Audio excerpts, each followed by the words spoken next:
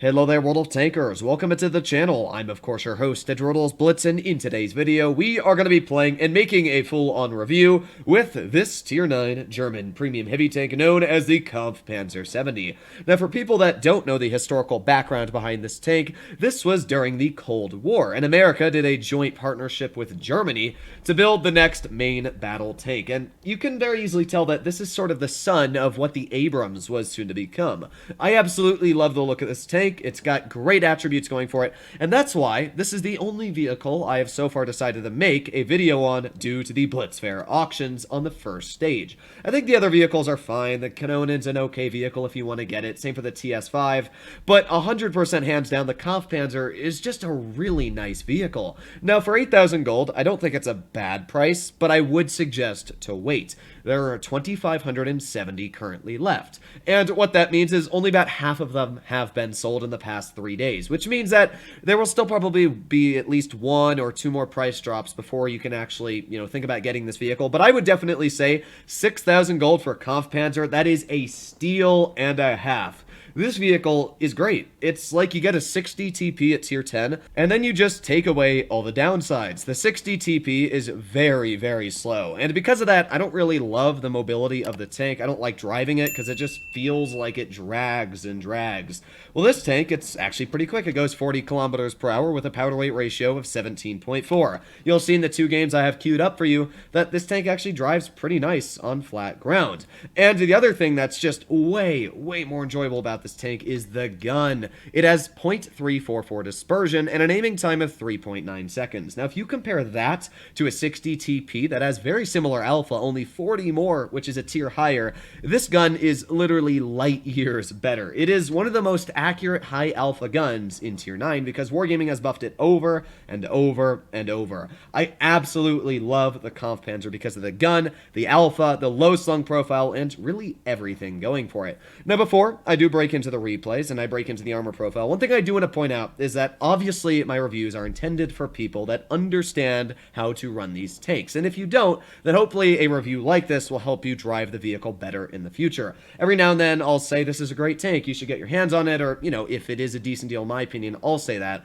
and then there'll always be people in the comments, you said it's good and I can't do well in it. So I do want to point out that you need to understand how to play a tank like the Kpfpz to do well in it. This is not a tank that you're just going to roam out in the battlefield and instantly win every battle, as obviously it's not an overpowered tank. I actually think it's a pretty well-balanced vehicle. So let's start off with the armor profile of the tank, and as you'll see, it's pretty good. This is a 60 TP shooting AP at the tank, and the turret, as you can see, is very, very solid. At weakest, it's about 280 millimeters thick, and that's going to bounce any standard shells. Now, there are weak spots. The roof, yeah, it's got about 120 millimeters thick cupola on the roof, but as you'll see, it's not a big weak spot. When you're on flat ground like this, that cupola there, yeah, good luck hitting that. I would say that 9 times out of 10 people shoot at this box right here, and I can show you that on Armor Inspector. Yeah, this is a big weak spot. It's about 150. Nothing's going to ricochet. Even tier 8s can pen it. However, if you are smart and you know how to use this vehicle correctly, this is all you got to do. Pretend there's a wall here. Boom. Now your weak spot is hidden. All you got to do is use your gun depression, hide that weak spot, and you're fine. A lot of the times, people don't even hit that if you're using gun depression as it is, so I don't find the side box too big of a weak spot. You'll see when I'm playing it. But yeah, the armor on the tank is actually really solid. Even with heat shells and calibrated on, you can see that the 60 TP struggles to pen this vehicle's turret. And this is a tier 9. I mean, let's just go get out a tier 8. How about the Emil 1? It's got decent pen. This is what an Emil 1 with premium shells looks at, just with this vehicle using its gun depression. I mean, where do you pen it? It's such a strong armament. Now, the upper plate is decent. It's 224. The lower plate's about 190. You will get bounces on that upper plate. If you angle it correctly like this and you poke around a corner, you will get bounces. That turret is very front-facing, as you can see. So you can pull around a corner like this, and people will shoot at that upper plate. They will bounce it, especially if you're using your gun depression. That upper plate becomes 300 thick. It is a very, very troll tank. I really do enjoy playing this vehicle because of that armor. So low down. I mean, compare the height of this to an E75, and literally the entire hull of the E75, just the lower plate, is the same size as the hull of the Kpfpz. So you can definitely see big differences. Before we do break into the replay, I do want to point out that a lot of YouTubers will sometimes use the best replays they can find of a vehicle. Let's say I wanted to make a review on the Grill 15. Well, instead of doing live content, I'd pull out a replay of 7,000 damage and say, this is what could happen in the Grill. So, I do want to point out that these replays here that I'm about to show you are not cherry-picked. I mean, I played like 7 games in the tank today, and as you can see, out of the 7 games, 4,000, 3,000 damage, Rockfield was 2,800, another 4,700, Yamato Harbor was 27, New Bay, we did 3,072. So, by no means did I do bad in this vehicle, 3,700, and we only lost 1 battle. So, I didn't do bad in this tank at all. I just wanted to pick 2 replays that were better than the others, that you could see just how it does in a better scenario than, you know, kind of an average game of 3,000 damage. So let's get into the first one on Desert Sands. It doesn't really matter which one I pick. One thing I do want to point out that I actually found incredibly weird was out of these 7 battles I played in the tank today, I did not encounter any tier 10s, which is not normal. Obviously, when you play Blitz, especially in tier 9, usually you're up tiered like half of the battles, maybe even more you're up against tier 10s. So I found it really weird that every time I just kept getting in the battle, it was up against tier 8 opponents. I don't know why. Maybe there's just a massive influx in tier 8, but I'm not going to complain. The matchmaker was very, very nice to me today. So I don't have any tier 10 replays for you and how this tank does against tier 10s. But what I can say is because you have such a nice alpha, I mean, this is an M3O here, and, well, yeah, that's 619 hit points taken off of that vehicle. But it's nice that even against tier 10s, the heat penetration at 340 is plenty. I mean, the Concept 1B has 340. So this has definitely plenty of pen for the tier that it's at. Even against tier 10s, you're going to cut through really any weak spots. And when you have more alpha damage than even an IS-7 shooting heat shells, that is where this tank still feels very nice against tier 10s, is that you can use your hit points, you can trade, and usually still come out on top even against tier 10 heavies. So we're doing pretty good this game. 3 shells have been connected, and that is 1,650 damage. I saw that guy just speeding past us into our spawn, but I didn't even care. I was like, that's a waste of my time. Have fun there, M3O. I'm gonna try and deal with what's in front of me. And oh boy, this is gonna hurt. Side of an M103, HE shell, 800 damage. Now that is a max roll, but that's one thing that's great about these high caliber guns is that you can get out big HE shells.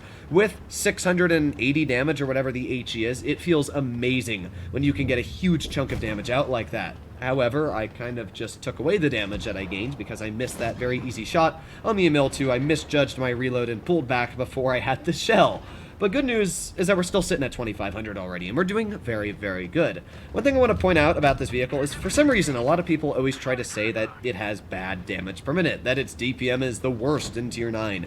Its DPM is literally the same as the E75, it's the same as the Moishin, it's the same as the VK4502B. So when people try to say that this thing has bad DPM, it's even very similar to the ST1. I don't even know where that saying comes from because its DPM is plenty. It's enough to work really any other tanks in Tier 9, and even against Tier 10s, it's only like 300 less than the average. So there's that Hori. He started moving, I was aiming in, and oh, come on, Fosh, why you gotta do this to me? You don't know how irritated I was when this guy went in front of me and caused me to not be able to get that big ol' slap into the enemy Hori, because I'm obviously a damage whore, so I wanted to get out as much damage as I possibly could. Sadly, 3,500 was not enough for me, so I was quite angry. But enough about that, I'm not going to complain. We're already doing very good, and there's still 3 enemy tanks left, one of them being a T-28 prototype. And, oh yeah, 50 millimeters of side armor on a T-28 prototype, folks. Oh yeah, that's right, massive 660 roll on the side of that guy. He probably didn't enjoy that all too much. And come on, bounce it. Yes, yes. Oh, you don't know how happy I was that AMX bounced that, because that means I'm going to load another HE shell just to make sure that I don't get a low roll. And we max roll him for 524. And there you go. That's our first battle. 4,700 damage dealt.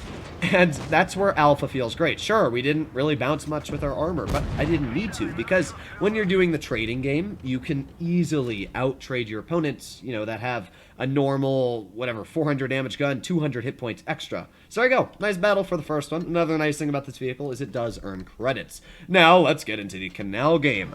Now again, we're up against Tier 8 and Tier 9 opponents. And we got an ML2, M103, Moishin, so they got some strong guys. But one thing that you'll notice about me almost any time I play on Canal is I'm going to go to the medium route. And the reason behind that, unless I'm in like a mouse or some big super heavy, is because mediums are very influential influential. In fact, I still believe that mediums are the most influential tanks in the battlefield. If you are in an STB1 and you're in a platoon with maybe a Vickers Light, you will have a much higher chance of winning than you will into super heavies that are able to hold. Because guess what? On dead rail, how many times have you been flanked by mediums on dead rails, and then your game's over? I mean, that's what happens a lot of the times. Canal is just one of those games where I hate when mediums get my side in heavy tanks, so I wanted to help out my teammates, and here we go, pushing over towards the medium route. So we got an STG, T-4400, and a Rebel Arise, which is, in fact, all three of the mediums the enemy team has at Tier 8. So because we don't have as many medium tanks, because my T-92 isn't currently with me, I am deciding to do that role. So that STG, oh man, he got a big slap into my Leopard. And with that, yeah, my Leopard definitely played a bit too aggressive there. Even though you are top tiered, it does not mean you can get away with very aggressive things in that lightly armored medium. So thankfully I was there to save the day, and that Leopard is still alive. And obviously now I am blocking the T-4400 from shooting my Leopard, thankfully.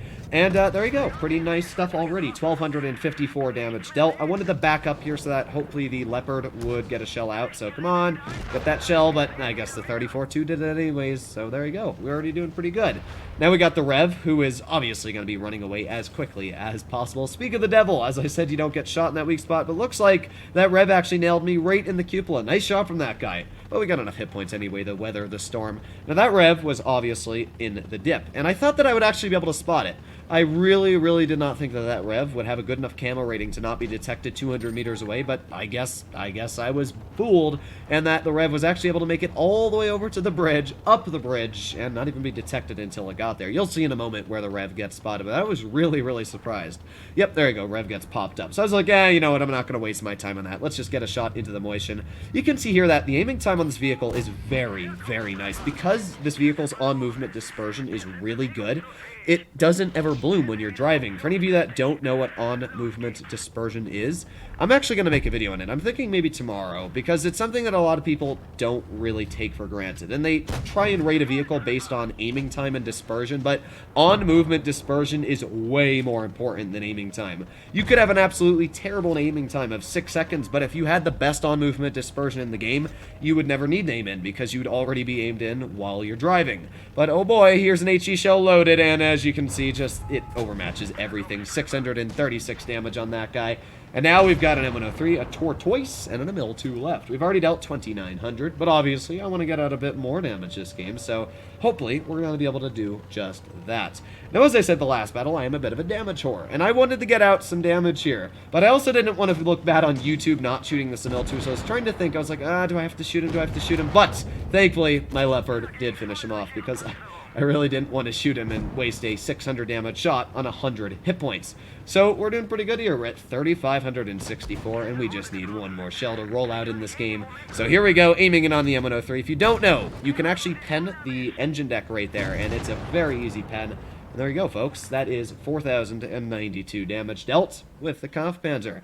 I really like this tank, and I always have. As I said, I wouldn't suggest to get it just yet. Wait for it to get cheaper unless you really want to get your hands on it. But I don't know why people are buying tanks when they're at their full price. I mean, why are people buying Dracula for 10,500 gold? Why can't everybody just make a deal and say, oh, let's wait for it to get cheaper? I don't know. But that's why I wanted to wait a bit before I made my video on the Kpfpz. Hopefully it dropped a bit, which it did, like maybe 3,000 gold already. I wanted to make my video after it had dropped a bit of gold. That way, at least if you were going to buy it, it was a bit cheaper. Hopefully you enjoyed today's video, and other than that, I'll be seeing you in the next one. Bye-bye!